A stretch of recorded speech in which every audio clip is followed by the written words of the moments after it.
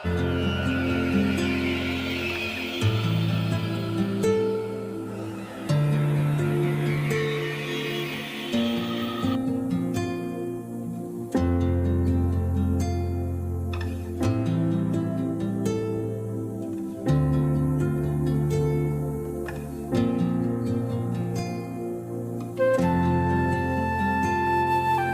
ஸ்தோத்திரம்.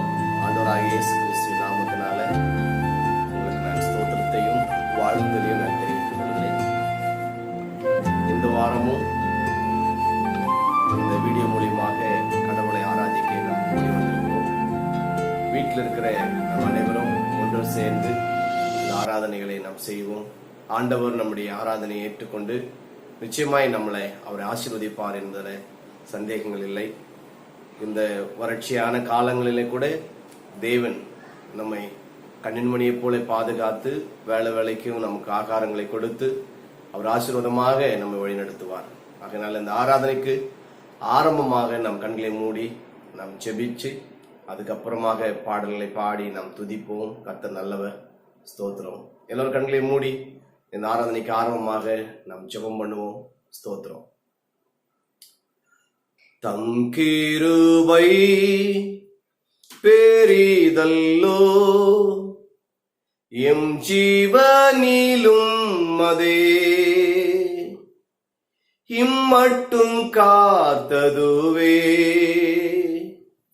இன்னும் தேவை கிருபை தாருமே. எனக்கு இன்னும் தேவை கிருபை தாருமே. தாழ்மையுள்ளோவாரிடும் தங்கிடுதே கிருபை, தாழ்மையுள்ளோவாரிடும் தங்கிடுதே கிருபை.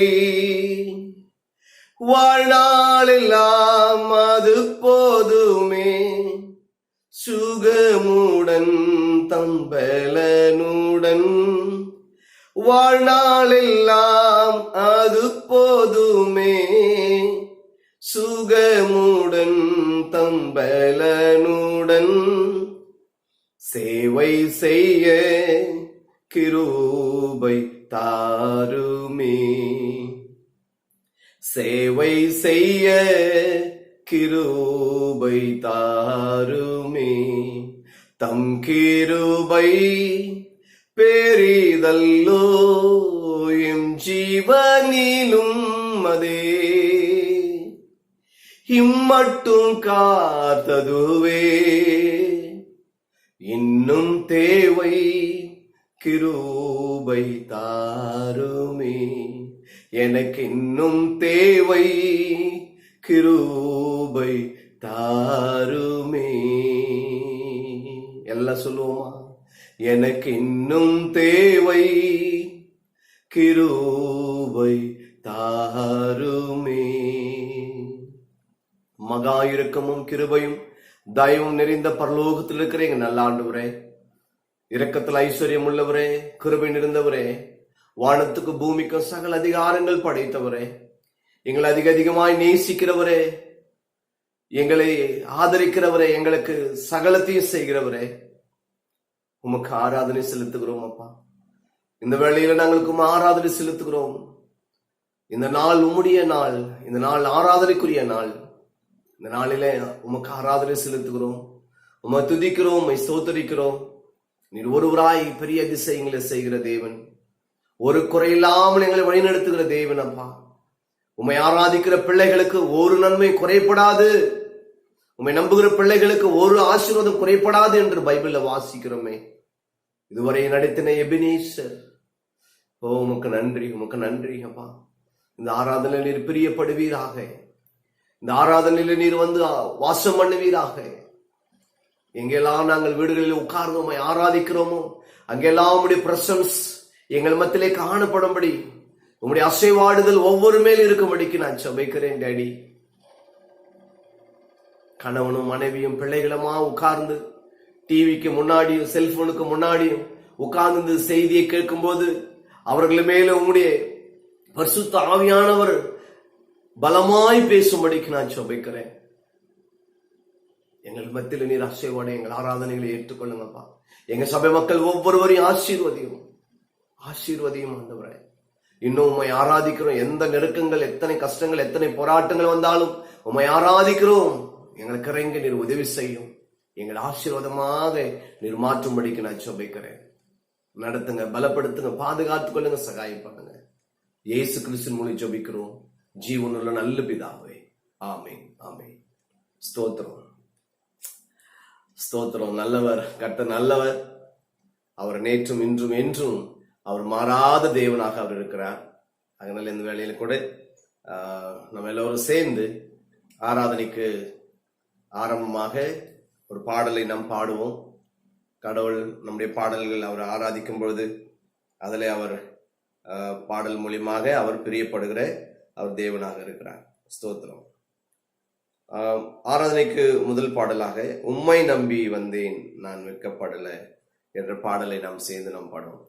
ஏறக்குறைய சரியாக நம்ம 2 மாசம் லாக்டவுன் நினைக்கிறேன். இந்த ஞாயிற்றுக்கிழமை போன 23ஆம் தேதி, மார்ச் 23, அதோட 20ஆம் தேதி, இன்னைக்கு 20ஆம் தேதி. அதனால நம்ம 2 மாசமும் ஆண்டவர் நம்மை அற்புதமா நடத்தினார். சில பேருக்கு சின்ன சின்ன வேலை கிடைச்சிருக்கோம், வருமானம் கிடைச்சிருக்கோம். சில பேருக்கு வருமானம் இல்லாமலே இருந்திருப்பீங்க. ஏன்னா கடவுள் ஒருவரையும் அவர் வெட்கப்படுத்தவே இல்லை. ஸோ அதனால் அந்த பாடலை நாம பாடுவோம். உம்மை நம்பி வந்தேன் நான் வெட்கப்படலை. நான் எத்தனையோ தெய்வங்களை கும்பிட்டேன், ஆனா இப்ப நான் உம்மை நம்பி வந்திருக்கிறேன். இத்தனை வருஷமும் ஆராதித்திருக்கிறேன். அதனால நான் வெட்கப்பட்டு போகவே இல்லை ஆண்டவரே. இந்த பாடலை நீங்க பாடுங்க. கடவுள் மனசு ரொம்ப சந்தோஷப்படும். அவர் இன்னும் அதிகமா நம்மளை ஆசீர்வதிப்பார். ஆமென். பாருங்க, எத்தனையோ தெய்வங்கள் எல்லாம் நம்ம கும்பிட்டுருப்போம் இல்லையா? அது எல்லாத்தையும் விட்டுட்டு தானே இவர் நம்பி வந்திருக்கிறோம். நம்ம இப்போ இவர் உண்மையான தேவன், இவர் நம்மை போஷிப்பார், நமக்கு சமாதானத்தை கொடுப்பார், அது உண்மை. அதனால அப்படி அவரை இம்ப்ரெஸ் பண்ணி அவர் உற்சாகப்படுத்திய பாடலை நாம் பாடுவோம். ஆவியில நிறைந்தவர்களாக இந்த பாடலை உள்ளத்தின் ஆழத்திலிருந்து நாம் பாடி அவருடைய நாமத்தை நாம் மகிமைப்படுத்துவோம். ஸ்தோத்திரம். உம்மை நம்பி வந்தேன் நான் வெட்கப்படல, உந்தய என்னை கைவிடல. நான் உம்மை நம்பி வந்தேன் நான் வெட்கப்படல, உந்தய என்னை கைவிடல. வெறும் கையாய் நான் கடந்து வந்தேன், இரு பரிவாரங்கள் எனக்கு தந்தீர். வெறும் கையாய் நான் கடந்து வந்தேன், இரு பரிவாரங்கள் எனக்கு தந்தீர். ஹேல் எலோஹில் எலோஹில் எலோஹில் நான் உம்மை துதிப்பேன். ஹேல் எலோஹில் எலோஹில் எலோஹில் நான் உம்மை துதிப்பேன். உம்மை நம்பி வந்தேன் நான் வெட்கப்படல, உந்தய என்னை கைவிடல. நான் உம்மை நம்பி வந்தேன் நான் வெட்கப்படல, உந்தய என்னை கைவிடல. காயப்பட்டு நின்றேன், கண்ணீரில் சென்றேன், கலங்கின எனக்காக இறங்கி வந்தேன்.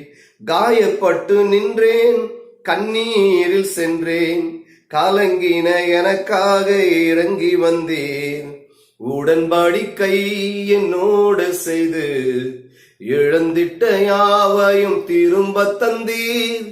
உடன்படிக்கை என்னோடு செய்து இழந்திட்ட யாவையும் திரும்ப தந்தீர். ஏல் எலோஹில் எலோஹில் எலோஹில் நான் உம்மை துதிப்பேன். ஹேல் எலோஹில் எலோஹில் எலோஹில் நான் உம்மை துதிப்பேன்.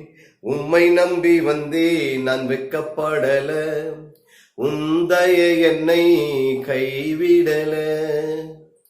வேண்டினோரெல்லாம் விடை பெற்ற போதும், வேண்டியதெல்லாம் நீர் எனக்கு தந்தீர்.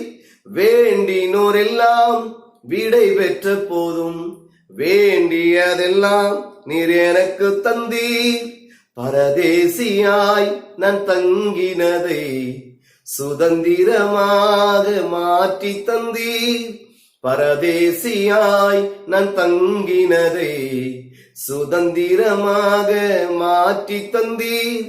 ஏல் எலோஹில்லே எலோஹில்லே எலோஹில் நான் உம்மை துதிப்பேன். ஏல் எலோஹில்லேல் எலோஹில்லேல் எலோஹில் நான் உம்மை துதிப்பேன். உம்மை நம்பி வந்தேன் நான் வெட்கப்படல, உந்தைய என்னை கைவிடல. உம்மை நம்பி வந்தேன் நான் வெட்கப்படல, உந்தைய என்னை கைவிடல. வெறும் கையாய் நான் கடந்து வந்தேன், இரு பரிவாரங்கள் எனக்கு தந்தீர். வெறும் கையாய் நான் கடந்து வந்தேன், இரு பரிவாரங்கள் எனக்கு தந்தீர். ஏல் எலோஹில்லேல் எலோஹில்லேல் எலோஹில் நான் உம்மை துதிப்பேன். ஏல் எலோஹில்லேல் எலோஹில்லேல் எலோஹில் நான் உம்மை துதிப்பேன். ஸ்தோத்திரம். கர்த்தர் நல்லவர். உண்மையாகவே நம்ம ஆண்டவர் வெட்கப்படுத்தாமல் அவர் நடத்தி வருகிறார். அவருக்கு எத்தனை நன்றி சொன்னாலும் போதாது. அவ்வளோ நன்மைகளை தேவன் நமக்கு செய்து கொடுக்கிற தேவனாக இருக்கிறார். எங்கமே உங்களை என்னையும் அவர் வெட்கப்படுத்தாமல் நம்மளை ஆசீர்வாதமாக வழி நடத்துகிறார். நீங்கள் இருக்கிற வீட்டாண்டியே உங்களுக்கு எத்தனையோ கஷ்டங்கள் வந்தாலும் கூட, அந்த இடத்துல எத்தனையோ பேர் கஷ்டங்கள் வந்தாலும் கூட அந்த இடத்துல உங்களை ஆண்டவர் வெட்கப்படுத்தாம அவர் வழி நடத்த நல்ல ஒரு வல்லவருமாக இருக்கிறார். ஆமென். இனி வரும் காலங்களிலே கூட உங்களை ஆண்டவர் உங்கள் சத்துருக்களுக்கு முன்னாடி, உங்க சொந்தக்காரங்களுக்கு முன்னாடி ஒரு நாளும் வெட்கப்படுத்தாமல் ஆண்டவர் உங்களை ஆசீர்வாதமாக வழிநடத்துவாராக. விசுவாசிகள் ஆமேன்னு சொல்லுங்க. ஆமேன். ஆமா, எந்த இடத்துலயுமே சரி, எந்த இடத்துலயுமே சொந்த பந்தங்கள்ல, ஃப்ரெண்ட்ஸில் மத்தியிலே, மற்ற தெரிஞ்ச இடங்கள் மத்தியிலே, எங்கமே ஆண்டவர் நான் மனதார இந்த காலவெளியில் உங்களை வாழ்த்துக்கிறேன். கடவுள் உங்களை வெட்கப்படுத்தாமல் வழி நடத்துவாராக. விசுவாசிக்கிறவங்க ஆமேன்னு சொல்லுங்க. ஆமேன். ஸ்தோத்திரம். இன்னொரு பாடலை நாம் சேர்ந்து நாம் பாடுவோமா? 2வது பாடல், சொந்தம் என்று சொல்லிக்கொள்ள உம்மை விட யாரும் இல்லை என்ற பாடல் நாம் சேர்ந்து நாம் பாடலாம் நான் நினைக்கிறேன். எல்லாரும் சேர்ந்து நாம் பாடுவோம். சொந்தம் என்று சொல்லிக்கொள்ள உம்மை விட யாரும் இல்லை, சொத்து என்று அள்ளிக்கொள்ள உம்மை விட ஏதும் இல்லை. சொந்தம் என்று சொல்லிக்கொள்ள உம்மை விட யாரும் இல்லை, சொத்து என்று அள்ளிக்கொள்ள உம்மை விட்டால் ஏதும் இல்லை. இயேசுவே இயேசுவே எல்லாம் இயேசுவே, இயேசுவே இயேசுவே எல்லாம் இயேசுவே. உம் கிருபையினால் நான் பிழைத்துக் கொண்டேன், உம் பாசத்தினால் நான் திகழ்த்து போனேன். உம் கிருபையினால் நான் பிழைத்துக் கொண்டேன், உம் பாசத்தினால் நான் திகழ்த்து போனேன், நான் திகழ்த்து போனேன், நான் திகழ்த்து போனேன். இயேசுவே இயேசுவே எல்லாம் இயேசுவே, இயேசுவே இயேசுவே எனக்கெல்லாம் இயேசுவே. உம் தழும்புகளால் நான் சுகமானேன், உம் வார்த்தையினால் நான் பலனானேன். உம் தழும்புகளால் நான் சுகமானேன், உம் வார்த்தையினால் நான் பலனானேன், நான் பலனானேன், நான் பலனானேன். இயேசுவே இயேசுவே எல்லாம் இயேசுவே, இயேசுவே இயேசுவே எனக்கெல்லாம் இயேசுவே. சொந்தம் என்று சொல்லிக்கொள்ள உம்மை விட யாரும் இல்லை, சொத்து என்று அள்ளிக்கொள்ள உம்மை விட்டால் ஏதுமில்ல. இயேசுவே இயேசுவே எனக்கெல்லாம், இயேசுவே இயேசுவே இயேசுவே எனக்கெல்லாம், இயேசுவே. ஸ்தோத்திரம். உண்மையாகவே சொந்தம் என்று நமக்கு சொல்லிக்கொள்ள அவரை விட வேற என்ன இருக்கு?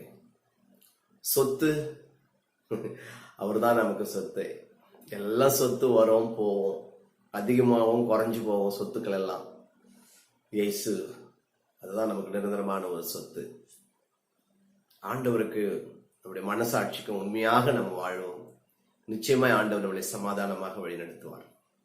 என்னுடைய அனுபவத்தில் நான் சொல்லுகிறேன், எல்லாம் மாறி போகும். சொந்தங்கள், பந்தங்கள், பாசம் எல்லாம் மாறி போகும். இயேசுவின் அன்பு மாறாத ஒரு அன்பு. வெறும் அன்புனா வெறும் வார்த்தையில மட்டும் அல்ல, அவர் நமக்கு ஒவ்வொரு நாளும் போஷித்து நமக்கு ஆகாரங்களை கொடுத்து எல்லாத்தையும் செய்கிற தேவன் நம் தேவன். பிரியமான கர்த்தருடைய பிள்ளைகளே, அந்த கடவுளை கொஞ்ச நேரம் எழுந்து நின்று நம்ம ஆராதனை செய்வோமா? அந்த ஆண்டவருக்கு ஆராதனை செய்வோமா? எல்லாரும் எழுந்து இருப்போம். எல்லாரும், சிறு பிள்ளைகள், வாலிப பிள்ளைகள், வீட்டுல எல்லாருமே கொஞ்சம் எழுந்து நின்னுங்க. ஸ்தோத்திரம். எல்லா கண்களையும் மூடி கொஞ்ச நேரம், ஒரு 10 நிமிஷம் நம் தேவாதி தேவனை நம்ம ஆராதனை செய்வோம். ஸ்தோத்திரம். இயேசுவே இயேசுவே எனக்கெல்லாம், இயேசுவே இயேசுவே இயேசுவே எல்லாம், இயேசுவே. எல்லாம் சேர்ந்து சொல்லுவோம். சொந்தம் என்று சொல்லிக்கொள்ள உம்மை விட ஏதுமில்ல. சொத்து என்று அள்ளிக்கொள்ள உம்மை விட்டால் ஏதுமில்ல. இயேசுவே இயேசுவே எல்லாம், இயேசுவே இயேசுவே இயேசுவே எனக்கெல்லாம், இயேசுவே. ஆமாண்டவரே, எங்களுக்கு சொந்தம் என்று சொல்லிக்கொள்ள நீங்க தான். சொத்து என்று சொல்லும் போது அது நீங்க தான் ஆண்டவரே. எங்களுக்கு எத்தனையோ இருக்கலாம். எங்களுக்கு வீடு இருக்கலாம், நிலங்கள் இருக்கலாம், படிப்பு இருக்கலாம், எத்தனையோ வசதிகள் எங்களுக்கு இருக்கலாம், கார் இருக்கலாம். எல்லாமே ஒண்ணு இல்லப்பா, இதெல்லாம் நீங்க கொடுத்ததுதான். நீங்க கொடுத்ததுதான் ஆண்டவரே.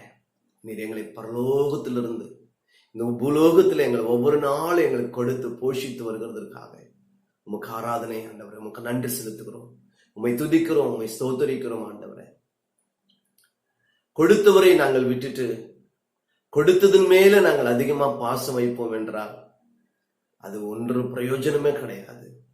இதெல்லாம் கொடுத்தது நீங்க தான். நீங்க தான் பெரிய சொத்துப்பா. அதுதான் எங்களுக்கு அடிமரம், அதுதான் வேறு. இதெல்லாம் கிளைகள் ஆண்டவரே. இந்த வேறு மரமும் எங்களோடு கூட இருக்கும் என்று சொன்னார். கிளைகள் எல்லாம் எத்தனையோ கிளைகள் வளரும். ஆமாண்டவர், நீர்தான் எனக்கும் என் குடும்பத்துக்கும் என் சபை விசுவாசிகளுக்கும் முக்கியமான சொத்து நீங்க தான் ஆண்டவரே. நீங்க தான் மிகப்பெரிய ஒரு ப்ராப்பர்ட்டி. எங்களை இன்னும் அதிகமான ஆசீர்வாதங்களை நிரப்பங்கப்பா. இன்னும் நாங்கள் உங்ககிட்ட சேரணும் ஆண்டவரே. இன்னும் நாங்கள் உங்ககிட்ட சேரணும். எங்களை ஆசீர்வாதமாக நீர் வழி நடத்துங்கப்பா. எங்களை ஆசீர்வாதமாக நீர் வழி நடத்துங்க.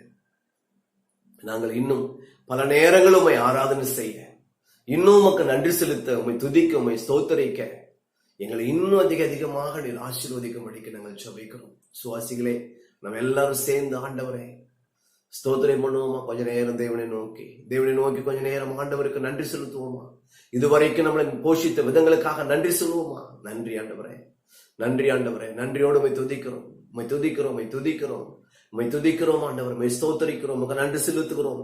நீர் போஷித்து வந்த விதங்களுக்காக, நீர் கொடுத்த ஆகாரத்துக்காக, நீர் கொடுத்த ஜீவனுக்காக, நீர் கொடுத்த எல்லா விதமான ஆசீர்வாதங்களுக்காக உமக்கு நன்றி. உமக்கு நன்றி ஆண்டவரே. நன்றி நன்றி நன்றி. கடந்த நாட்கள் காத்தீரே நன்றி ராஜா. கடந்த நாட்கள் காத்தீரே நன்றி ராஜா.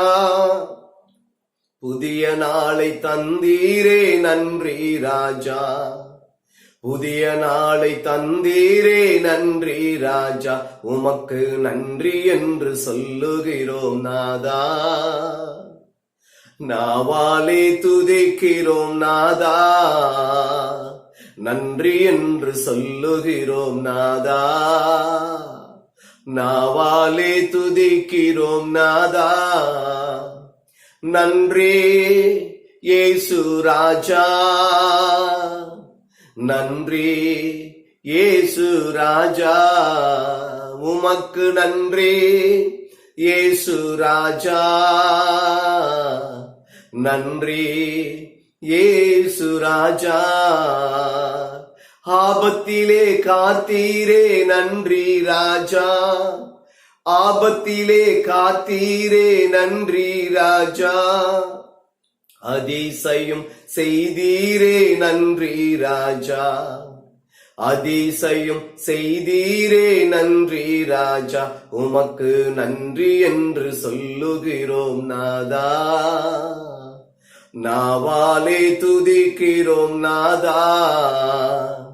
உமக்கு நன்றி என்று சொல்லுகிறோம் நாதா. நாவாலே துதிக்கிறோம் நாதா. நன்றி இயேசு ராஜா. நன்றி இயேசு ராஜா. உமக்கு நன்றி இயேசு ராஜா. நன்றி இயேசு ராஜா. நன்றி ஆண்டவரே. இயேசுவே உமக்கு நன்றி. நன்றி ஆண்டவரே. கடந்த நாட்கள் எல்லாம் எங்களை காத்தீரே உமக்கு நன்றி அப்பா. புதிய நாளை தந்தீரே உமக்கு நன்றி ஆண்டவரே. ஸ்தோத்திரம். ஆபத்திலே காத்தீரே நன்றி ராஜா. அதிசயமான காரியங்களை செய்தீரே உமக்கு நன்றி. எல்லாம் சொல்லுவோமா? நன்றி இயேசு ராஜா. நன்றி இயேசு ராஜா. உமக்கு நன்றி இயேசு ராஜா. நன்றி இயேசு ராஜா. எல்லாம் சொல்லுவோமா? சோர்ந்து போன நேரமெல்லாம் தூக்கினீரே. சோர்ந்து போன நேரமெல்லாம் தூக்கினீரே. பலன் தந்து இதுவரை தாங்கினீரே. சுகம் தந்து இதுவரை தாங்கினீரே. உமக்கு நன்றி என்று சொல்லுகிறோம் நாதா.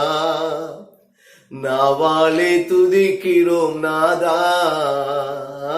நன்றி இயேசு ராஜா.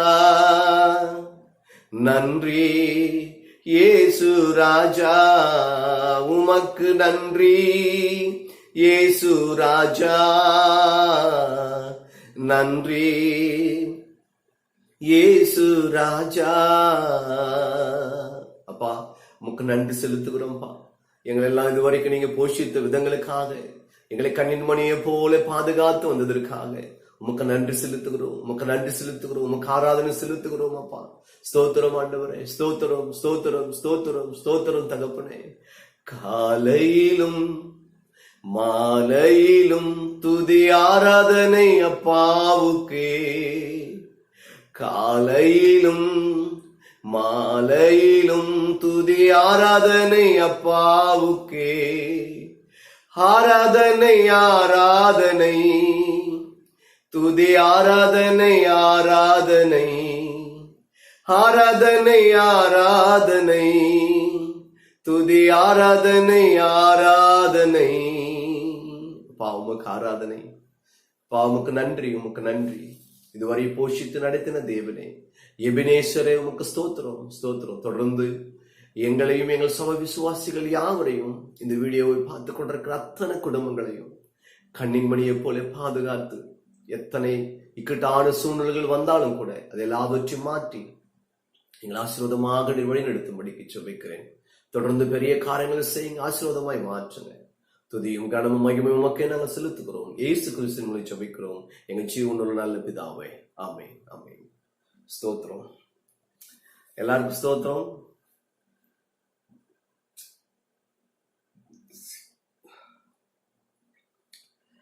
ஓகே, பக்கத்திலையும் இருக்கிறவர்களுக்கு நீங்கள் ஸ்தோத்திரம் சொல்லும்படி உங்கள் அன்பா நான் கேட்டுக்கொள்கிறேன். கர்த்தர் நல்லவர். நம் தேவனுடைய செய்திக்காக நாம் போகலாம். Okay, price God.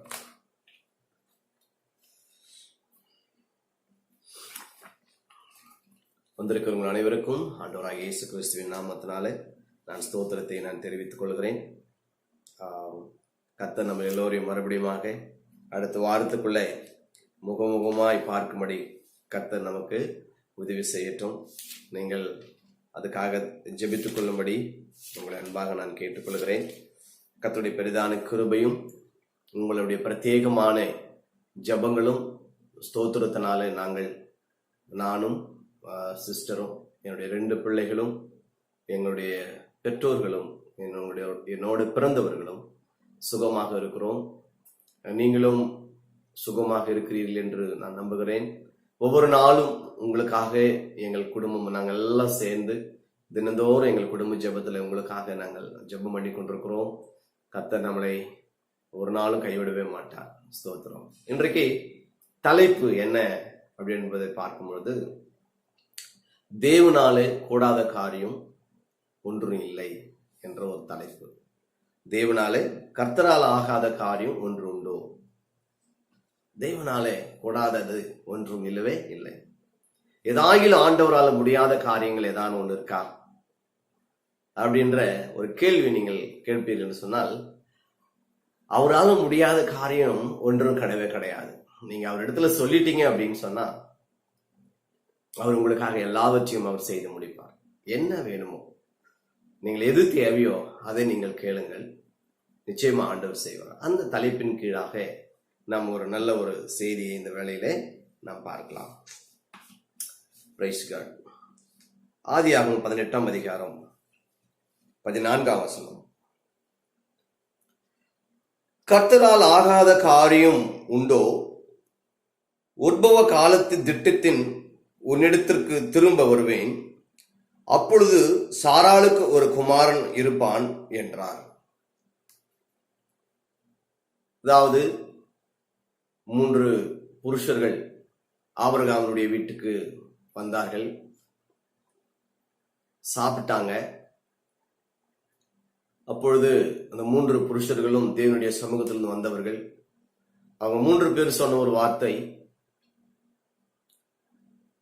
உங்களுக்கு 10 மாதத்துக்குள்ள, அதான் உற்பத்தி காலம், ஒரு மகன் இருப்பான் அப்படின்னு சொல்லும்பொழுது அவர்கள் இருவருமே அதை ஏற்றுக்கொள்ள முடியவில்லை. என்று சொன்னால் அவருடைய சரீரங்கள் அந்த நிலையில இருக்கு. சாராளுடைய கர்ப்பம் செத்து போனதையும் ஆபிரகாமுடைய சரீரம் செத்து போனதையும் அவர்கள் அறிந்திருந்தபடினால் இந்த வயதிலேயே எங்களுக்கு ஒரு குழந்தையா என்ற ஒரு கேள்வியோடு கூட அவங்க இருக்கும் பொழுதுதான் தேவனுடைய சமூகத்திலிருந்து வந்ததான இந்த தூதர்கள் சொன்ன ஒரு வார்த்தை இதுதான். என்னவென்று சொன்னால், கர்த்தரால ஆகாத காரியம் ஒன்று உண்டோ? தேவனாலே கூடாத காரியம் ஒன்று உண்டோ? Nothing is impossible to God. ஒன்றும் கிடையாது, அவரால் எல்லாம் கூடும். பிரியமான கர்த்தருடைய பிள்ளைகளே, அவரால் எல்லாம் கூடும். இதே ஆபிரகாம், இதே சாராள் அதை அப்படியே விசுவாசித்தார்கள். அந்த முதிர் வயதிலேயும் நிச்சயமா ஆண்டவர் அவர்கள் ஒரு ஆண் பிள்ளையை பெற்றெடுத்ததையும் நம்ம சரித்திரத்திலே பார்க்கிறோம், பரிசுத்த வேதாகமத்திலையும் நாம் பார்த்திருக்கிறோம். ஸோ அதனால எக்ஸாம்பிளுக்கு நாம் பார்க்கும் பொழுது பரிசுத்த வேதாகமத்துல 1 சாமுவேல் புஸ்தகத்துல கூட அன்னாள் மிகவும் ஜெபம் பண்ணும் பொழுது தேவன் அந்த மகளுடைய ஜெபத்தை கேட்டு பல வருஷம் குழந்தை இல்லாத அவர்களுக்கு தேவன் ஒரு நல்ல ஒரு ஆண் பிள்ளை, சாமுவேல் என்கிற ஒரு ஆண் பிள்ளையை தேவன் கொடுத்தார். அதே போல லூக்கா 1ஆம் அதிகாரம் 36வது வசனத்துல நாம் பார்க்கும் பொழுது இங்கேயும் மரியாளிடத்துல தேவதூதன் சொன்ன ஒரு வார்த்தை, இதே ஒரு வார்த்தை தான். என்ன வார்த்தை சொல்லுகிறார்? தேவனாலே கூடாத காரியம் ஒன்று உண்டோ. அங்கே வயதான ஆபிரகாமுக்கும் சாராளுக்கும் தேவன் பிள்ளையை கொடுத்தார். இந்த இடத்துல நீங்க பாத்தீங்க அப்படின்னு சொன்னா, மரியாளுக்கு பிறந்த குழந்தை எப்படின்னு சொன்னா, கணவனே இல்லாத குழந்தையை பெற்றெடுக்கும்படி கர்த்தர் உதவி செய்தார். எவ்வளவு பாருங்க, அவரால் செய்ய முடியாத காரியம் ஒன்றும் இல்லவே இல்லை. அதுக்காக இந்த வசனத்தை எல்லாம் உங்களுக்கு நினைப்பூட்டுகிறேன். இப்ப வெறும் தாய்க்கே ஒரு குழந்தையை பெற்றெடுத்து ஒரு குழந்தையை உற்பத்தி ஆக்கி பெற்றெடுக்க அவரால் முடியும். பரிசுத்த ஆவியினாலே கர்ப்பம் தரித்து மரியாள் ஒரு குழந்தையை பெற்றெடுக்கிறதை நாம் பார்க்கிறோம். அப்போ அவரால் முடியாத காரியங்கள் ஒன்றுண்டோ? அவரால் முடியாத காரியம் ஒன்றுமே இல்லை. அங்க கல்யாணம் ஆகி சில வருடங்களுக்கு முன்னாடி அன்னாளுக்கு ஆண்டவர் பிள்ளையை கொடுத்தார். திருமணம் ஆகி 100 வயசுல ஆபிரகாமுக்கு சாராளுக்கும் ஆண்டவர் பிள்ளையை கொடுத்தார். இன்னும் மேலான காரியத்தை பார்க்கும்போது, கணவனே இல்லாத மரியாளுக்கு தேவன் ஒரு பிள்ளையை பெற்றெடுக்கும்படி அற்புதமான ஒரு காரியத்தை ஆண்டவர் செய்தார். இன்னொரு விஷயத்தை நாம் பார்க்கும் பொழுது, ஆதியாகமும் 2-3 அதிகாரங்களை நம்ம வாசித்து பார்க்கும் பொழுது, தேவன் உலகத்தை சிருஷ்டித்த பொழுது ஒரு புருஷனிடத்திலிருந்து ஒரு சந்ததியை, புருஷனிடத்திலிருந்து ஒருவரை பெற்றெடுக்கும்படி ஆண்டவர் உதவி செய்தார். புருஷனிடத்திலிருந்து, ஆண் சந்ததியிலிருந்து.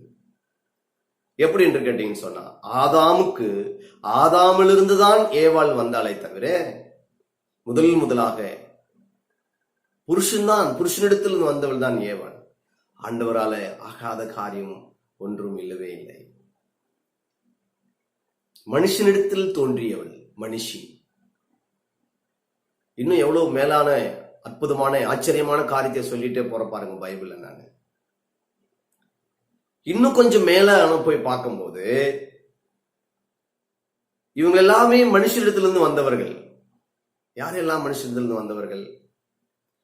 அதாவது ஏவாள் ஒரு புருஷனிடத்திலிருந்து தோன்றியவள் இருக்கட்டும், ஆனா ஒரு மனுஷனிடத்திலிருந்து வந்தால். மரியாளை பார்த்தீங்கன்னு சொன்னா, இயேசு கிறிஸ்து பிறக்கிறார், அதுவும் ஒரு மனுஷனிடத்திலிருந்து இயேசு கிறிஸ்து பிறக்கிறார். அதுக்கப்புறம் வயதான காலத்துல ஆபிரகாமுக்கு சாராளுக்கும் தேவன் பிள்ளையை கொடுத்தார்.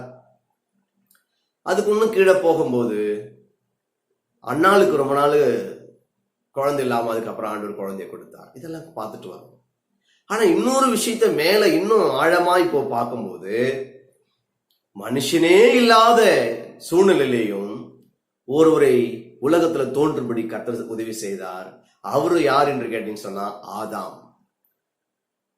அப்போ தேவனால ஆகாத காரியம் ஒன்று உண்டோ?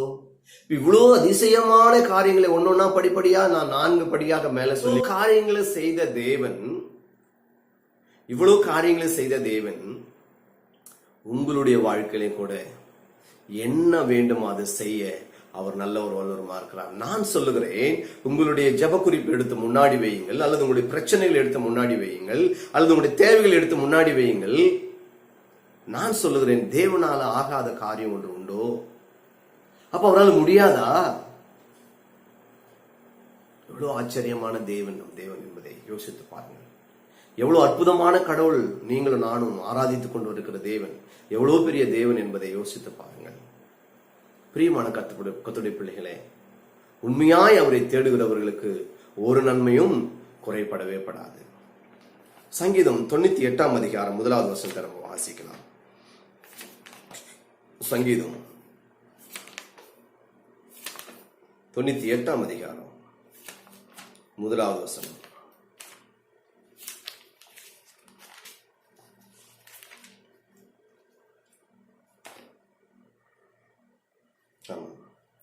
கர்த்தருக்கு புதுப்பாட்டை பாடுங்கள், அவர் அதிசயங்களை செய்கிறார். அவருடைய வலது கரம் அவருடைய பரிசுத்த புயமும் ரட்சிப்பை உண்டாக்குகிறது. இந்த வசனத்துல எனக்கு தேவையான ஒரு காரியம், அவர் அதிசயங்களை செய்கிறார். ஆண்டவர் எப்படிப்பட்டவர்? ஆண்டவர் அவர் அதிசயங்களை செய்கிற தேவன். தேவனாலே கூடாத காரியம் ஒன்றும் இல்லை. மரியாள் இது எப்படி ஆகும் என்ன ஆகும் என்று சொல்லும் பொழுது தேவதூதன் அந்த அம்மா விசுவாசிக்கிற வரைக்கும் தேவதூதன் அந்த அம்மாவை விடவே இல்லை. விசுவாசித்த பிற்பாதான் சொல்றார், விசுவாசித்தவளே நீ பாக்கியவதி என்று சொல்லி ஆண்டவர் சொல்லி அந்த மகளை ஆசீர்வதித்தார். பிரியமான கர்த்தருடைய பிள்ளைகளே, இந்த ஆபிரகாம் சாராளா இருந்தாலும் சரி, அன்னாள் இருந்தாலும் சரி, மரியாள் இருந்தாலும் சரி, அதுக்கப்புறம் ஆதாம் ஏவாள் விஷயமா இருந்தாலும் சரி, இதெல்லாம் தேவன் செய்த அதிசயமான காரியங்கள். இவைகள் எல்லாம் ஆச்சரியமான காரியங்கள். இவைகள் எல்லாம் ஒரு சின்ன கை அளவுதான் கர்ப்ப பை. இதுல இவ்வளவு பெரிய மனிதன் உருவாகி ஒரு குழந்தை அதுல அவ்வளவு வளர்ந்து 3-3.5 கிலோ அளவுக்கு பெருசாக உருவாகி அந்த தாயினுடைய தொப்புள் இருந்ததுக்கு ஜீவன் உண்டாக்கி அதை 10 மாதத்துக்கு அப்புறம் பெற்றெடுத்து, அதிசயமான தேவன், என்ன ஆச்சரியமான தேவன். இதே சங்கீதத்துல வாசிக்கிறோம், என்னை அதிசயமாய் சிருஷ்டித்தவரை நான் துதிக்கிறேன், என்னை உண்டாக்கினவர் என்னை அதிசயமாக உண்டாக்கி இருக்கிறார். எந்த அளவுக்கு ஆண்டவரை நம்ம அதிசயமா உண்டாக்கி இருக்கிறார் யோசித்து பாருங்கள். நம்மளை எந்த அளவுக்கு இவ்வளவு பெரிய ஆளாகும்படி ஆண்டவர் வளர்த்திருக்கிறார் என்பதை யோசித்து பாருங்கள்.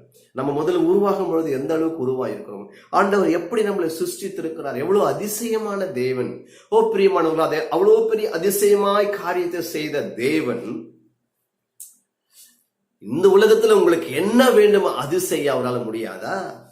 அது செய்ய அவரால் கூடாதா? நிச்சயமாய் அவரால் கூடும். அவரால் ஆகாத காரியம் ஒன்றும் இல்லவே இல்லை.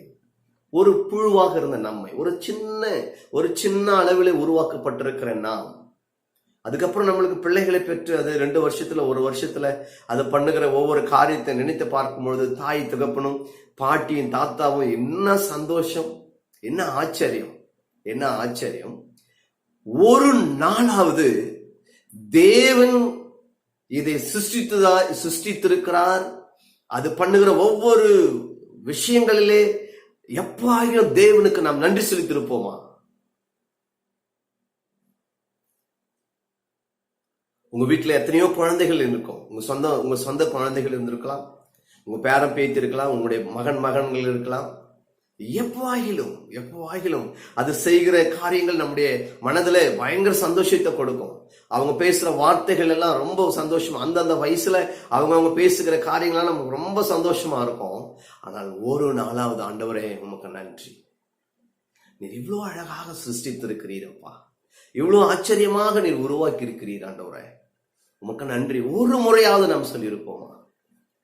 நிச்சயமாகவே நீங்கள் சொல்லி இருந்திருக்கிறீர்கள் சொன்னால் நீங்கள் பாக்கியவான்களும் பாக்கியவதிகளும் இருக்கிறீர்கள். கர்த்தர் நல்லவர். இனிமே ஆச்சரியமான காரியத்தை நம்முடைய குடும்பத்தில் இருக்கிற பிள்ளைகள் செய்யும் போது மற்ற இடத்துல பகிர்ந்து கொள்கிற நீங்கள் ஒரு நிமிஷம் தேவனுடைய சமூகத்துல அப்படி செய்யும் போது உங்கள் உள்ளத்துல ஆண்டவரே உமக்கு நன்றி, ஆண்டவரே உமக்கு நன்றி. என் மகன் பேசும்படி, என் மகள் பேசும்படியாக இந்த மாதிரியான காரியங்கள்லாம் செய்ய, ஓட, விளையாட, அந்த பொருள் எடுக்க, இந்த பொருள் எடுக்க, இதெல்லாம் செய்ததுக்காக உமக்கு நன்றி ஆண்டவரே. இவ்வளவு மார்க் எடுத்ததற்காக உமக்கு நன்றி. இன்னைக்கு இந்த கிளாஸ் வரைக்கும் என் மகன் படிக்க வைத்ததற்காக உமக்கு நன்றி. ஒவ்வொரு கிளாஸுக்கும் ஆண்டவருக்கு நம்ம நன்றி சொல்ல நம்ம கடமைப்பட்டிருக்கோம். Thank you Jesus. நான் சொல்லுவேன், ஆண்டவரே எனக்கு நீ தந்திருக்கிற பிள்ளைகளுக்காக உமக்கு நன்றி ஆண்டவரே. அவர் செய்கின்ற ஒவ்வொரு வேலைகளை பார்க்கும் பொழுது ஆச்சரியமான காரியங்கள், சந்தோஷத்தை உண்டாக்குற காரியங்கள், இதெல்லாம் யார் செய்கிற காரியங்கள்? பிள்ளைகள் கர்த்தரால் வருகிற சுதந்திரம், கர்ப்பத்தின் கனி அவரால் கிடைக்கிற பலன். ஆகனால் அவருக்கு நாம் நன்றி சொல்ல வேண்டும். எதுக்கு சொல்லுகிறேன்? அவர் அதிசயங்களை செய்கிற தேவன், அவ்வளோ அதிசயங்களை செய்கிற தேவன் உங்கள் வாழ்க்கையில செய்யாமல் இருப்பாரோ? உங்கள் கண்ணீரை துடைக்கும் அவர் நல்ல ஒரு வல்லவராக இருக்கிறார். நீங்கள் குழந்தையா இருந்தீர்கள், உங்களுக்கு குழந்தைகள் பெற்றெடுத்திருப்பீர்கள். அதெல்லாம் ஒரு சின்ன காரியங்கள். திருமணமாகி கணவன் மனைவி ஒன்னா சேரும் பொழுது கர்ப்பம் தரிக்கிறது என்பது ஒரு சின்ன காரியங்கள். உங்க கர்ப்ப பையன் ரொம்ப சின்னது, தப்பா நினைக்காதீங்க. அதுக்கப்புறம் அது வளர்ந்து வருகிற விதங்கள் 10 மாதத்துல என்ன ஆச்சரியமா இருக்கு. அது வெளியே வந்து பிறந்த உடனே ஸ்தோத்திரம், அது அரைவில் ஆயிடுச்சுன்னு வச்சுக்கோங்க. ஓ ஸ்தோத்திரம் ஆண்டவரே, நன்றி ஆண்டவரே. எவ்வளவு ஆச்சரியமான ஒரு காரியம். கடவுளுக்கு நம்ம நன்றி சொல்ல கடமைப்பட்டிருக்கிறோம். ஆகனால் நான் சொல்லுகிறேன், எனவே எது எப்படி இருந்தாலும் ஒரு காரியத்தை மட்டும் நான் உங்களுக்கு நினைப்பூட்டுகிறேன். உங்களுடைய குறிப்புகள், உங்களுடைய ஜெப குறிப்புகள், உங்களுடைய தேவைகள், உங்களுடைய கண்ணீர், உங்களுடைய வேதனைகள், நான் சொல்லுகிறேன், தேவனால ஆகாத காரியம் ஒன்று உண்டோ? சாரால், நீ ஏன் சிரிக்கிற பிறக்காத அப்படின்னு. உன்னால முடியாது, ஆனா தேவனாலே முடியும். ஒரு சுவாரஸ்யமான சம்பவத்தை பைபிள் இருந்து நான் உங்களுக்கு எடுத்து காண்பிக்கிறேன். அவர் எவ்வளவு அதிசயமான தேவன் என்பதை உங்களுக்கு எடுத்து காண்பிக்கிறேன். நாம 2 ராஜாக்கள் புத்தகத்தை நாம் திருப்பிக் கொள்வோம். 6ஆம் அதிகாரத்தை நாம் திருப்பிக் கொள்வோம். 2 ராஜாக்கள் 6ஆம் அதிகாரத்தை இந்த ஒரு சம்பவத்தை பார்த்து நம்ம முடிக்கலாம். சரிங்களா? ஒரு நல்ல ஒரு அற்புதமான ஒரு சம்பவம். இந்த சம்பவம் 6ஆம் அதிகாரத்துல நான் என்ன சொல்ல போகிறேன்னு சொன்னா,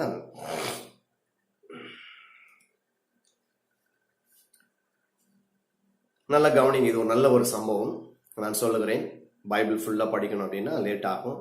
நீங்க என்ன பண்றீங்க அப்படின்னா, அந்த பிரசங்கெல்லாம் முடிஞ்சதுக்கு அப்புறம் ஒரு நாளைக்கு 2 ராஜாக்கள் 6ஆம் அதிகாரம் 7ஆம் அதிகாரத்தை நீங்க நல்லா படிங்க. ரொம்ப நல்லா இருக்கும், சூப்பரா இருக்கும். சரி, எனிவே நான் ஜெபம் பண்ணும் பொழுது ஆண்டவர் இந்த காலையில இந்த வசனத்தை கொடுத்தார். அதனால நான் பேசிக் கொண்டிருக்கிறேன். ஸ்தோத்திரம். சீரியா ராஜா, மனதில் வைத்துக் கொள்ளுங்கள். சீரியா ராஜா, இஸ்ரவேல் ராஜா, எலிசா, இந்த 3 நபர்களை நாம் ஞாபகத்தில் வைத்துக் கொள்வோம். சீரியா ராஜா இஸ்ரவேல் தேசத்தை பிடிப்பதற்காக அவர்களுடைய இராணுவங்களை இஸ்ரவேல் நாட்டை சுற்றிலும் அமைக்க வேண்டும் என்று அவர் திட்டம் போட்டு, இங்குங்க இடத்துல பாளையம் இறங்க வேண்டும் என்று சொல்லி அவர் திட்டம் போடுவார். அவர் திட்டம் போட்ட உடனடியாகவே எலிசா தம்முடைய ஊழியக்காரர்களை கூப்பிட்டு, சீரியா ராஜா இந்த மாதிரியான ஒரு திட்டம் போட்டிருக்கிறான், இந்த மாதிரி ஒரு பள்ளத்தாக்குல, இந்த மாதிரி ஒரு இடங்கள்ல அவங்களுடைய படைகள் இறங்க போகிறது, இதை நீங்கள் நம்முடைய ராஜாவுக்கு, இஸ்ரவேல் ராஜாவுக்கு நீங்க சொல்லுங்க அப்படின்னு சொல்லி எலிசா சொல்லி அனுப்புவார். அதனால இந்த காரியங்கள் பல முறை சீரியா ராஜா இந்த திட்டங்களை போட்டு, அதுக்கு முன்பதாக இவர்கள் போய் அங்க நிற்கும் பொழுது அவனால ஒரு காரியத்தை செய்யவே முடியவில்லை. அந்த சீரியா ராஜாவால இஸ்ரவேல் தேசத்தை பிடிக்கவே முடியவில்லை. பாருங்கள், எவ்வளவு அதிசயமான ஆண்டவர். அவன் அங்க போடுற பிளான இங்கே எலிசா சொல்லிட்டு இருக்கிறார். இப்போ ஒரு நாள் சீரியா ராஜாவுக்கு பயங்கரமான ஒரு வேதனை, பயங்கரமான ஒரு கலக்கம். நம்ம எவ்வளவு திட்டம் போட்டாலும் இங்க நடக்கிற விஷயத்தை யாரோ ஒருத்தர் போயிட்டு அங்க சொல்லிட்டு இருக்காங்களே அப்படின்னு சொல்லி எல்லாரையும் கூப்பிட்டு, இது என்ன, இது யாரு இது சொல்றது, இது எப்படி நடக்கிறது, இது யாரு கொண்டு போய் சொல்றது அப்படின்னு மிகவும் அவன் கஷ்டப்பட்டு கொண்டிருக்கிறான். அப்போ கஷ்டப்பட்டு கொண்டிருக்கும் பொழுது அந்த படை தலைவர்களில் ஒருவன் சொல்லுகிறான், ராஜா, சீரியா ராஜாவே, இங்கிருந்து ஒரு தூதும் அவர்களிடத்துக்கு போகவில்லை. நாங்கள் ஒருவரும் இந்த செய்தியை கொண்டு போய் அவங்களுக்கு சொல்லவே இல்லை. ஆனால் எப்படி தெரிகிறது என்று சொன்னால், இஸ்ரவேல் தேசத்துல எலிசா என்கிற ஒரு தீர்க்கதரிசி இருக்கிறார். நல்லா நீங்க புரிஞ்சுக்கங்க. இஸ்ரவேல் தேசத்துல எலிசா என்கிற ஒரு தீர்க்கதரிசி இருக்கிறார். அவர் நம்முடைய ரகசியங்கள் எல்லாவற்றையும் அவருடைய ராஜாவுக்கு அவர் அறிவிக்கிறார். நம் பள்ளி அறைகளிலே பேசிக் கொள்ளுகிறது கூட அவர்களுக்கு தெரியும். நம் ஆண்டவர் அதிசயமான ஆண்டவர். பிரியமானவர்களே, தம்முடைய பிள்ளைகளுக்கு ரகசியங்களை வெளிப்படுத்துகிற தேவன் அவர். தம்முடைய பிள்ளைகளுக்கு எந்த ஆபத்துக்கள் வந்தாலும் அவர் தப்புவிக்கிற தேவனாக இருக்கிறார். இந்த வார்த்தையை சொன்ன உடனடியாகவே சீரியா ராஜா கதிகலங்கி போனான். ஐயோ, நாடா அது, இவ்வளவு பெரிய ஒரு தேவன், அந்த தேவன் அந்த தேசம், அந்த ஜனங்களுக்கு, அவரை நம்புகிற ஜனங்களுக்கு இவ்வளவு உதவி செய்கிற தேவன் அவர் என்று சொல்லி மிகவும் கலங்கி போனான். அப்போ அந்த மனுஷனை, அதாவது ராஜாவை அல்ல, இஸ்ரவேல் தேசத்தை அல்ல, இப்படிப்பட்ட ரகசியங்கள் சொல்லுகிற அந்த தேவ மனுஷனை கொல்ல வேண்டும் என்று சீரியா ராஜா திட்டம் போடுறார். திட்டம் போடும் பொழுது அவர்கள் எலிசா இருக்கிற தேசத்தை முற்றிலும் முற்றுகை போட்டார்கள். ஒரு நாள் காலையில், அதிகாலையில் முற்றுகை போட்டார்கள். எல்லாம் அதிகாலையில எலிசாவுடைய ஊழியக்காரன், ஒரு தீர்க்கதரிசனுடைய வேலைக்காரன் காலையில் எழுந்து சுற்றி பார்க்கும் பொழுது சுற்றிலும் நிறைய ஜனங்கள் எலிசாவை கொல்ல வேண்டும் என்று சொல்லி பயங்கரமான ஜனங்கள் சுற்றி கொண்டிருக்கிறார்கள். அந்த செய்தியை ஓடி வந்து எலிசாவினுடைய ஊழியக்காரன் எலிசாவுக்கு அறிவித்தான். நான் சொல்லிட்டு வரதெல்லாம் உங்களுக்கு புரியுது நான் நினைக்கிறேன். வந்து அறிவித்தான். அப்ப அறிவித்த போது நடந்த ஒரு விஷயம் தான் இப்போது நான் வாசிக்கிறேன். 6ஆம் அதிகாரம் 16வது வசனத்தை நாம் வாசிக்கலாம். அதற்கு அவன், அதாவது எலிசா, பயப்படாதே, அவர்களோடு இருக்கிறவரை பார்க்கிலும் நம்மோடு இருக்கிறவர்கள் அதிகம் என்றான். அந்த இஸ்ரவேல் தேசத்தை முற்றிலும் முற்றுகை போட்டதாலே, அவனை சுற்றிலும் முற்றுகை போட்டதாலே இராணுவத்தை காட்டிலும் அவர்களோடு இருக்கிறவர்களை பார்க்கிலும் நம்மளோடு கூட இருக்கிறவர்கள் அதிகம் என்று சொல்லி சொன்னார். என்னங்க இது ஆச்சரியமான ஒரு விஷயம். இவனை சுற்றிலும் வலித்தார்கள். ஆயிரக்கணக்கான ஜனங்கள் இருக்காங்க. பிரியமானவர்களே, எப்படி தப்பிக்க முடியும்? ஆனா எலிசா வந்து பார்த்த உடனே சொல்றாரு, நீ பயப்படாதே, அவர்களோடு இருக்கிறவர்களை பார்க்கிலும் நம்மோடு கூட இருக்கிறவர்கள் அதிகம் என்று சொல்லி சொன்னார். பாருங்கள், உங்களுக்கு புரிவதற்காக அடுத்து கீழே இருக்கிற வசனத்தை, அதாவது 17வது வசனத்தை நான் வாசிக்கிறேன். அப்பொழுது எலிசா தேவனை நோக்கி விண்ணப்பம் பண்ணி, கர்த்தாவே, இவன் பார்க்கும்படி இவன் கண்களை திறந்தருளும் என்றான். உடனே கர்த்தர் அந்த வேலைக்காரன் கண்களை திறந்தார். இதோ எலிசாவை சுற்றிலும் அக்னிமயமான குதிரைகளாலும் ரதங்களாலும் அந்த மலை நிறைந்திருக்கிறதை அவன் கண்டான். அவங்க மலையில் இருக்கிறாங்க பாருங்க, அதை சுற்றிலும் அக்னி மதமான ரதங்கள், குதிரைகள், எலிசாவை சுற்றிலும் ஏராளமான ஜனங்கள், ஏராளமான தூதர்கள் இருக்கிறாங்க. என்னங்க பண்ண முடியும்? சீரியா ராஜா, படைத்தலைவன், தலைவர்கள் அல்லது சேனைகள். நான் சொல்லுகிறேன், நாட் ஒன்லி எலிசா, நீங்கள் ஒவ்வொருவரும் ஒரு எலிசாக்கள். பிரியமானவர்களே, நான் சொல்லுகிறேன், உங்களுக்கு விரோதமாய் இருக்கிற, அவர்களோடு கூட இருக்கிற ஜனங்களை பார்க்கிலும் உன்னோடு கூட இருக்கிற தூதர்கள் அதிகம். பிரியமானவர்களே, நான் ஒரு காரியத்தை உங்களுக்கு சொல்லிக் கொடுக்கிறேன், நீங்கள் மனதில் வைத்துக் கொள்ளுங்கள், நீங்கள் ஆசீர்வாதமாய் இருப்பீர்கள். எத்தனை சொந்த பந்தங்கள் பலமாக உங்களுக்கு நின்றால் வேண்டாம், இருக்கட்டும், ரொம்ப நல்லது, ரொம்ப சந்தோஷம். ஆனால் அதை விட உங்களுக்கு இருக்க வேண்டிய ஒரு மிகப்பெரிய ஒரு சேனை எது இருக்கணும்னு சொன்னா, தேவனுடைய சேனை தான் உனக்குள்ள இருக்கணும். எலிசாவோடு கூட இருந்ததான அதே சேனை உன்னோடு கூட இருக்கும் பொழுது அவருடைய பலங்கள் ஒரு நாளும் குறையாது. அவர்கள் எப்போதும் உன்னை விட்டு போகவே மாட்டார்கள். இதெல்லாம் பயங்கரமான ஒரு காரியங்கள். ஆகையினாலே உனக்கு விரோதமாய் எழும்புகிற ஜனங்களுடைய கூட்டத்தை பார்க்கலாம், உன்னோடு கூட இருக்கிற கூட்டம் அதிகம். அது தேவனுடைய கூட்டம். தேவனால கூடாத காரியம் ஒன்றுமில்லை. எவ்வளவு அதிசயமான தேவன் என்பதை யோசித்து பாருங்க. என்ன செய்தார் தெரியுமா? அதுக்கப்புறம் எலிசா ஆண்டவரை நோக்கி ஜெபம் பண்ணினார். வந்த அந்த ஜனங்களுடைய எல்லா கண்களையும் மறைத்து போட்டார். ஆண்டவருடைய கண்களை எல்லாம் நீங்க மறைச்சிருங்க அப்படின்னு சொன்ன உடனே அவங்க எல்லாருடைய கண்களும் மறைந்து போயிடுச்சு. அப்படியே அவர் சொல்றாரு, எலிசா, நான் உங்களை அந்த எந்த மனுஷனை நீங்க தேடுறீங்களோ அவர் இருக்கிற இடத்துக்கு நான் உங்களை கூட்டிட்டு போறேன் வாங்க அப்படின்னு சொல்லிட்டு சமாரியா வரைக்கும் கூட்டிட்டு போறாரு. அதுக்கப்புறம் ஆண்டவர் நோக்கி அவர் ஜெபம் பண்றாரு. அவருடைய கண்கள் திறக்கப்பட்டது. அங்க பாத்தீங்கன்னா அது சமாரியாவாக இருக்கிறது. ரொம்ப வேதனையான ஒரு விஷயம். கடவுள் எப்படி மாற்றி போட்டார் என்பதை நீங்கள் பாருங்கள். 24ஆம் வசனத்தை நான் வாசிக்கிறேன். 6ஆம் அதிகாரம் 24ஆம் வசனத்தை நான் வாசிக்கிறேன்.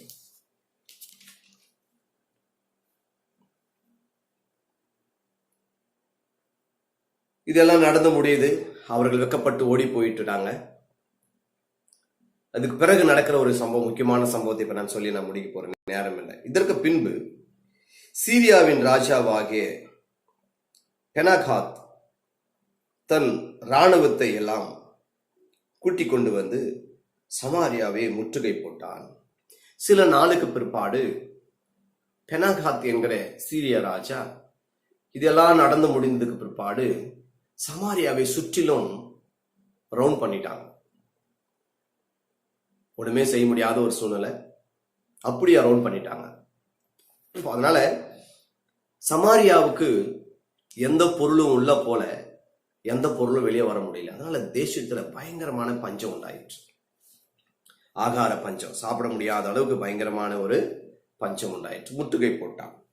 25ஆம் வசனம், இஸ்ரவேலின் ராஜா அலங்கத்தின் மேலே நடந்து போகையில் ஒரு ஸ்திரீ அவனை பார்த்து கூப்பிட்டு, ராஜாவாகிய என் ஆண்டவனே, ரட்சியும் என்றான். அந்த ராஜா, இஸ்ரவேல் ராஜா, சமாரியா தேசத்தின் அந்த வழியில் நடந்து போகையில் ஒரு ஸ்திரீ சொல்றாள், ராஜாவே என்னை ரட்சியும் என்று சொல்லி சொன்னார். ராஜாவே நீர் என்னை ரட்சி. நான் மறுபடி சொல்லுகிறேன், சமாரியாவை சுற்றிலும் சீரியா படை இறங்கி இருக்கிறது. தேசத்துக்குள்ளாக, சமாரியா தேசத்துக்குள்ளாக ஒரு ஆகாரமும் உள்ள இருக்கிற ஆகாரம் வெளியே வரல. தேசத்துல கொடிய பஞ்சம். படிச்சதை நான் வாசிக்கிறேன், கீழே கவனிங்க. அப்போ அவள் சொல்லுகிறாள், என்னை ரட்சியும். அப்போ சீரிய ராஜா என்ன சொல்றாரு பாருங்க, 27 வசனம். அதற்கு அவன், கர்த்தர் உன்னை ரட்சிக்காதிருந்தால் நான் எதிலிருந்து எடுத்து உன்னை ரட்சிக்கலாம்? களஞ்சியத்தினால் இருந்தா, ஆலையில் இருந்தா என்று சொல்லி சொன்னார். கடவுள் தாங்க உன்னை காப்பாத்தணும், என்ன ரட்சின்னு ஏன் கேட்கிற? யாரங்க கேட்கறது? தேசத்துல யார கேட்கறது? ராஜாவாதான் கேட்க முடியும். ஆனா ராஜா என்ன சொல்றாரு, கடவுள் தாங்க உன்னை ரட்சிக்கணும், நான் எப்படி உன்னை ரட்சிக்க முடியும்? என்னுடைய களஞ்சியத்திலிருந்து உன்னை காப்பாற்ற முடியுமா? அதாவது அவன் என்ன சொல்றாரு அப்படின்னா, நான் பசியா இருந்து சாகுறேன், எனக்கு சாப்பாடு கொடு அப்படின்னு சொல்லும் போது, நான் எங்கிருந்து கொடுக்க முடியும்? உனக்கு கர்த்தர் கொடுத்தா தானே எனக்கு கொடுக்க முடியும். ஸ்தோத்திரம். புரிஞ்சுக்குங்க, நீங்க ஒவ்வொருவரும் புரிஞ்சுக்குங்க. யாரு கொடுக்குறாங்கல்ல, கர்த்தர் கொடுத்தாதான் கொடுக்க முடியும். ராஜா சொல்றாருங்க, முதலமைச்சர் சொல்றாரு, பிரதமர் சொல்றாரு, நான் எங்க இருந்து உனக்கு கொடுக்க முடியும்? அந்த அம்மா சொல்றாங்க, அதுக்கு இல்ல ராஜாவே, நானும் இன்னொருத்தையும் ஊர்ல பேசிக்கிட்டோம். என்ன அப்படின்னா, பசினால நம்ம செத்துட்டு இருக்கிறோம். உனக்கு ஒரு குழந்தை இருக்குது, எனக்கு ஒரு குழந்தை இருக்குது. இன்னைக்கு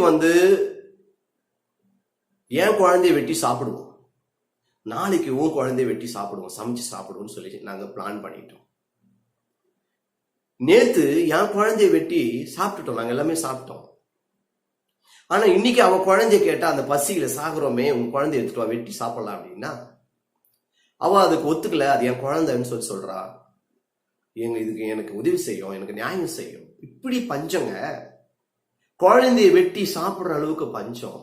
இந்த செய்தியை ராஜா கேட்ட பொழுது, 30 வசனம், அந்த ஸ்திரீயின் வார்த்தைகளை ராஜா கேட்ட உடனே, அலங்கத்தின் மேல் நடந்து போகிற அவன் தன் வஸ்திரங்களை கிழித்து கொண்டான்.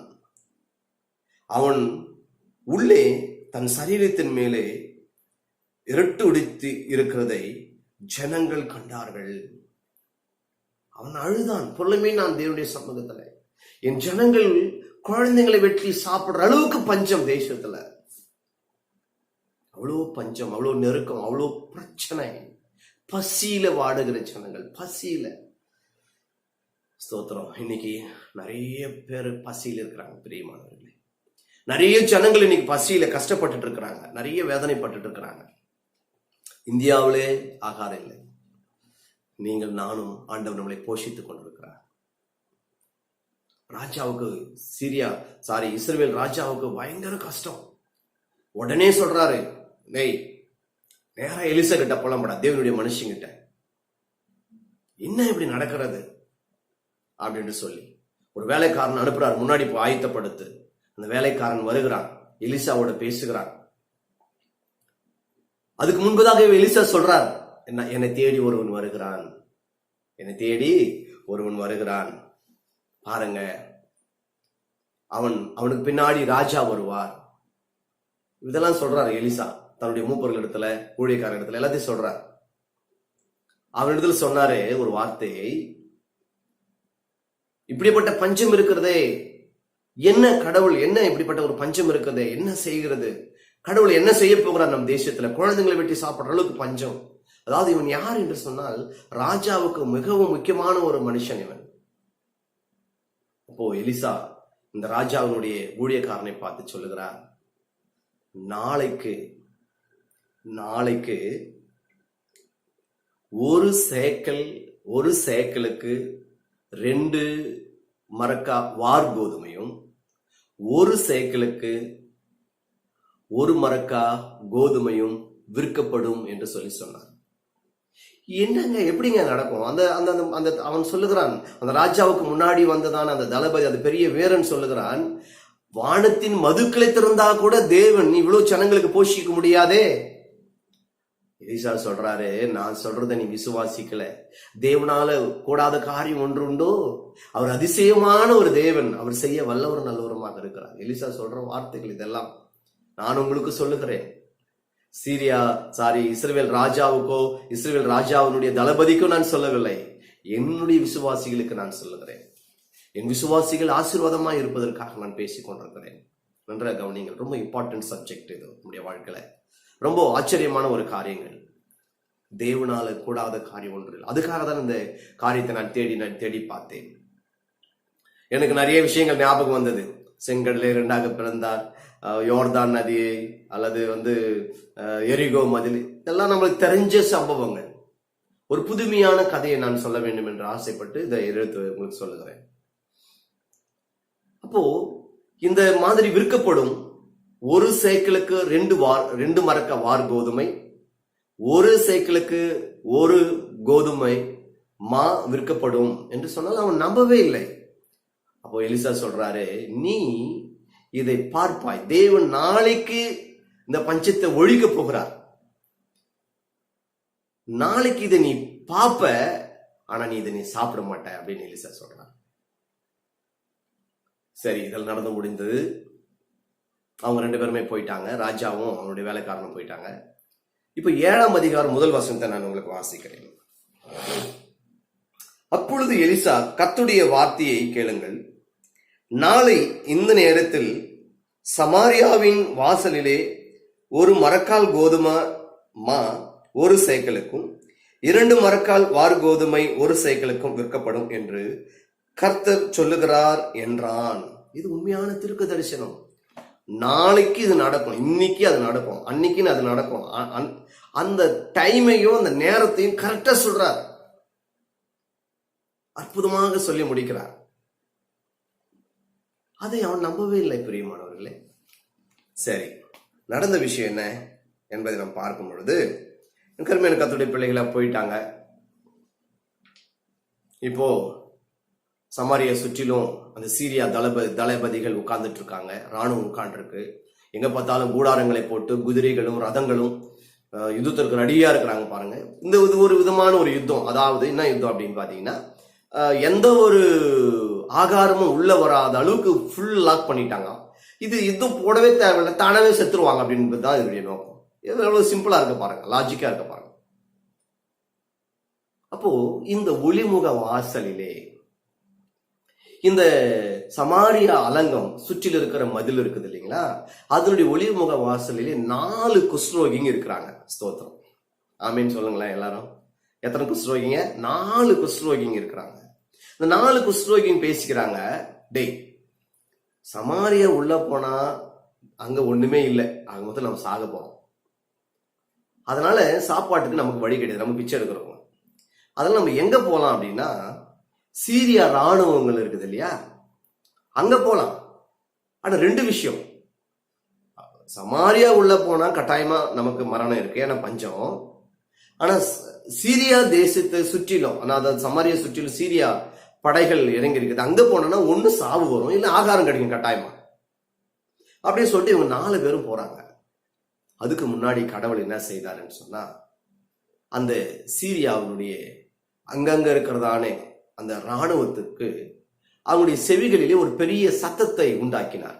என்ன அப்படின்னா, ஒரு பெரிய இராணுவம் குதிரைகளோடு ரதங்களோடு கூட ஓடி வருகிறதானே, இந்த பூமியின் மேலே ஓடுகிறதான அந்த சத்தம், அந்த இரைச்சல் அவருடைய காதுகளை கேட்ட உடனே அவங்க என்ன பண்ணாங்க அப்படின்னா, எல்லாத்தையும் அங்க இருக்கிறதான கோதுமை, வார் கோதுமை, மற்ற பொண்ணு வெள்ளி எல்லாத்தையும் வச்சுட்டு, கூடாரங்கள் எல்லாத்தையும், குதிரைகள் எல்லாத்தையும் வச்சுட்டு, உயிர் தப்பினால் போதும் என்ற மாதிரி எல்லாரும் ராத்திரோட ஓடி போயிட்டாங்க. ஸ்தோத்திரம், அல்லேலூயா. எல்லாரும் என்ன பண்ணிட்டாங்க?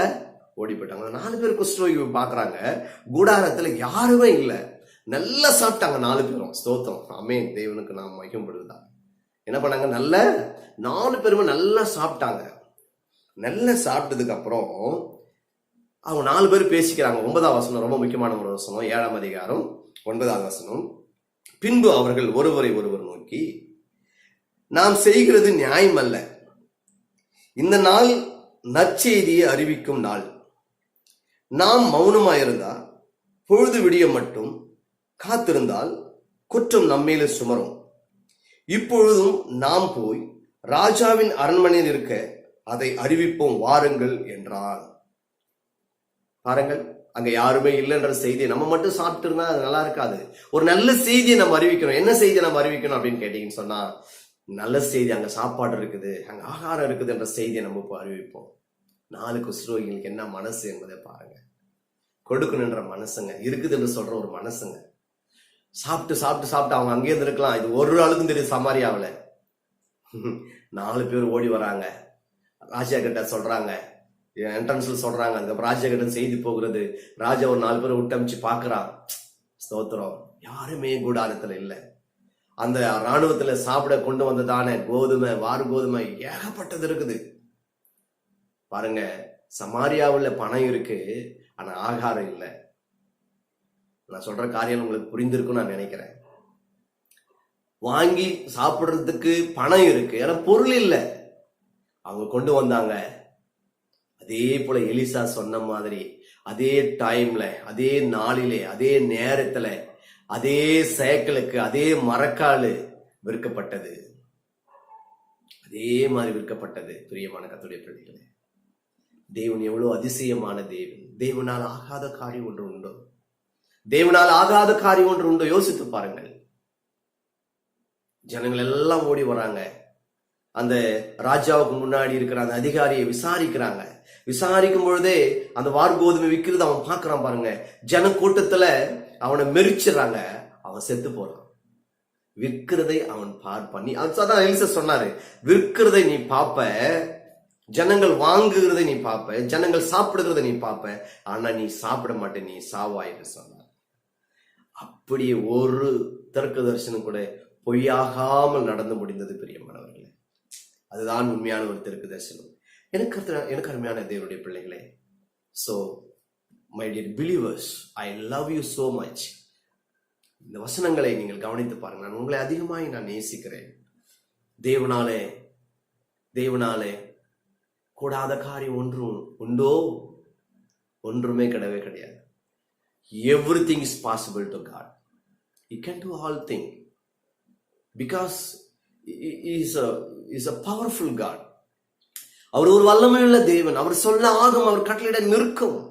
கடல் நிற்கும். அவர் சொன்னால் கடல் நிற்கும். அவர் சொன்னால் வானத்தை திறக்க முடியும்.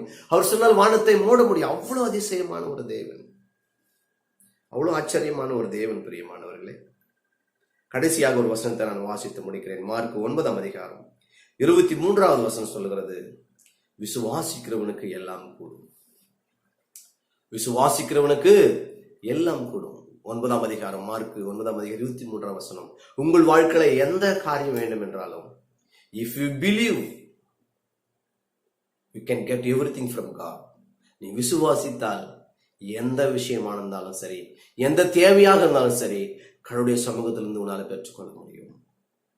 எலிசா சொன்னார், அது அப்படியே நடந்தது. அவன் கேட்டான், அதை பெற்றுக்கொண்டான். பிரியமானவர்களே, நம் ஆண்டவரால் முடியாத காரியங்கள் ஒன்றுமில்லை.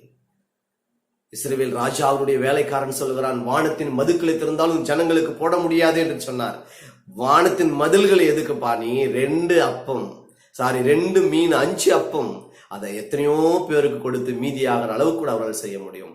Is a miracle God. Amen. miracle God. உங்கள் வாழ்க்கையிலும் அதை செய்ய நல்ல ஒரு வல்லவருமா இருக்கிறார்.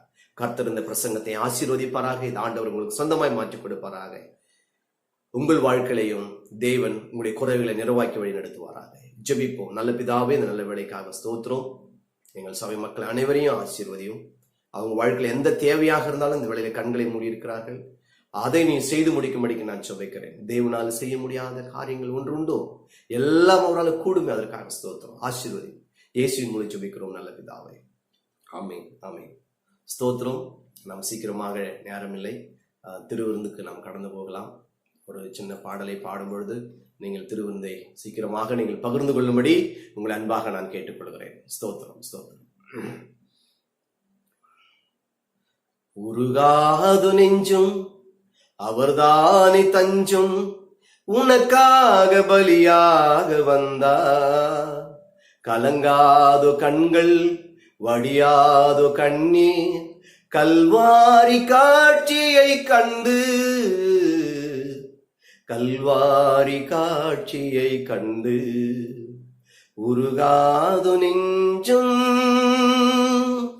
நடமாட முடியாய் தடுமாறி கிடந்த முடவனின் குரல் கேட்டு நின்று, நடமாட முடியாய் தடுமாறி கிடந்த முடவனின் குரல் கேட்டு நின்று, இடம் தேடி வந்து இதயத்தில் நொந்து நடமாட செய்ததினாலே, உந்தன் கால்களில் ஆணியோ அரசே, அதுதான் சிலுவையின் பரிசே. உந்தன் கால்களில் ஆணியோ அரசே, அதுதான் சிலுவையின் பரிசே. உருகாது நெஞ்சும். ஜெபிப்போமா?